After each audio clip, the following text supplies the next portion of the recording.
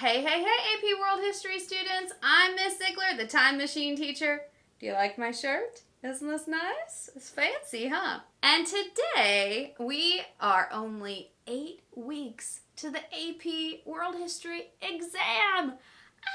Are you freaking out a little bit? I'm freaking out just a little bit. Just a little bit. Yep, just a little bit. But guess what? I'm going to be here with you every step of the way as we start the amazing Review Race to a 5. That's right, ladies and gentlemen. We are going to be reviewing for the next 8 weeks. I will be posting videos to help you out and things that you can do to practice. And by the time this AP exam rolls around, you are going to be more than ready. I am confident in that, as long as you work hard and get ready for it. So let's get started by reviewing the AP exam format. To start out, you will have 55 multiple choice in 55 minutes. Now, if you can do math, that's 1 minute per question. That's not very much. So you need to make sure that you understand some multiple choice test taking strategies, and I'll go over those in a minute. First off though, remember that the multiple choice is 40% of your overall score. So it's very important that you watch your time, and as you're getting closer to the end, when you have maybe like 4 to 5 minutes left, fill in and guess the ones that you haven't answered. Because it's better to guess and have a slight chance of getting it right than having no chance and getting it wrong. So don't leave any answer blank on your multiple choice Scantron. The second part of the exam are the 3 short answer questions that you will have to answer. Remember, this is 20% of your overall score. In these short answer questions, you want to answer how and why a historical event happened with as many details as you can possibly fit in. Remember, it's very important to put vocab words in there. And I'll make a separate video just for short answers to review those in the upcoming weeks. The third part is your long essay and your DBQ.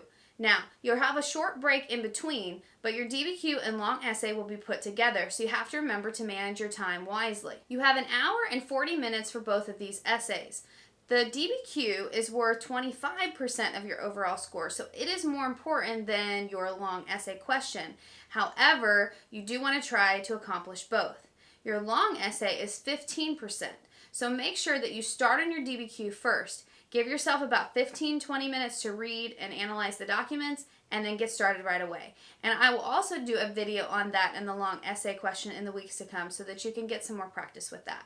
The AP test will be testing you on several things. To start out with, you'll be looking at a lot of primary and secondary sources. So they'll test your knowledge about how to analyze those, how to find point of view, how to find context, how to find purpose and audience for those documents. They will also be testing your knowledge on the main concepts of each of the historical time periods. So that's why the amazing Review Race to a 5 is so important, because you have to make sure that you understand the historical contents for each one of the time periods. The AP exam will also be testing your ability to put events into historical context. So it's very important that you understand the timeline.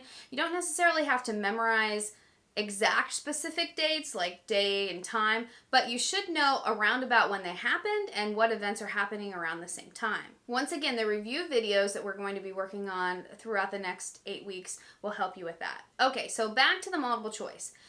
On the multiple choice, you will have a stimulus for each one of the questions. Sometimes you'll have the stimulus and 1 or 2 questions to go with it. Sometimes you'll have 3.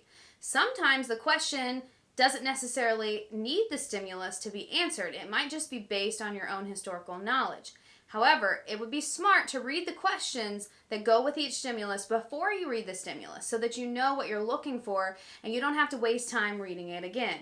As you're going through the stimulus, look for context clues and key words that would match what's in your question so that you can look back and find that information easily. So let's talk about some multiple choice test taking strategies. First of all, you need to make sure that you budget your time. That's very important because, like I said before, you want to fill in any blank answers that you have. Also, eliminate answers that you know are incorrect from the get-go. That way they're not there distracting you. Make sure you read every single answer because sometimes you do have that one that looks almost like the right answer, but it's not. That's called the distractor answer. So make sure that you read all of them, narrow it down to 2 if you can, and then take out the one that you know for sure is just not quite okay. It might be a little bit different wording, but try to go with your gut, your first instinct. That's what they usually tell you, right? To choose your first instinct, and don't change your answers. Just go with it and roll on to the next question. You don't want to stay long on one question, because remember, technically, if you want to get finished, you only have 1 minute per question. That's not very long in order for you to read the stimulus and answer those questions. So don't labor over any of the questions. Just go with your gut and move on to the next one. And the most important thing is to keep practicing multiple choice. The more multiple choice questions you see before the AP World History exam, the better you will be at it. So that brings me to what we're going to do this week. In the comments below, there is a link for an online practice test from the College Board. What I want you to do in just a minute is click on it and scroll down to where the multiple choice is and take that exam. Make sure you time yourself. Give yourself only 55 minutes. If you don't finish, you can always go back and practice the questions that you missed, but that will kind of give you an idea about how fast you are with multiple choice. And then if you continue to scroll down, you will see the answer key. So you can check your answers and see how many you got right out of the 55. So go ahead and do that this week. Work on those multiple choice. Make sure you're practicing those skills. Also, on the answer key that College Board has provided you, they let you know which historical skill goes with which question in the multiple choice. So that's a little bit helpful. If you start seeing a pattern there, then you know that, hey, I need to work on causation, or I need to work more on primary documents. It can kind of tell you what you're struggling with. And remember, the old saying, practice makes perfect. It's so true with multiple choice.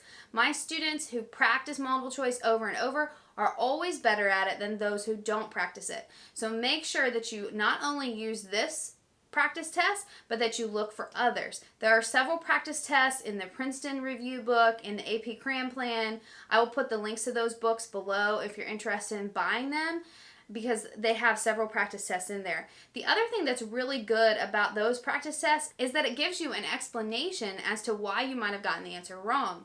And that's sometimes helpful, because sometimes when you just have the answer, you're just like, why did I get that wrong? Well, in the Princeton Review and the AP Cram Plan, they will give you those explanations. So those books are definitely helpful if you'd like to practice more on multiple choice, especially if that is where you struggle. So I'm going to let you go for right now. Go ahead and get started on that multiple choice, and I will see you back next week for the amazing review, Race to a 5. Make sure and subscribe if you haven't already, and click that notification bell so that you don't miss a thing.